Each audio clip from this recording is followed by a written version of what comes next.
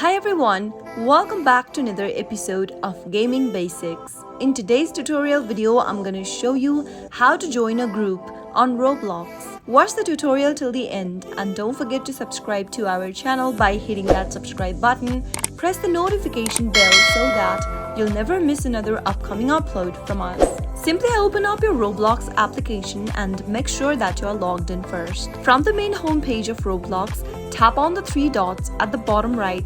Select Groups option from the list. You can also create a new group for your Roblox account. Or if you want to go ahead and join into a new one, go and tap on the More Groups option and search for the group you'd like to join into. Once you make your search, select the group and tap on the Join Group in the description page. Complete the verification and you have successfully joined a group on Roblox. There is a chance that the group might have manual approval. Once the group owner approves your request, you'll be able to join into a group on Roblox. That was how you can easily join into a Roblox group. I hope the tutorial was helpful to you. If it was, go ahead and give us a thumbs up.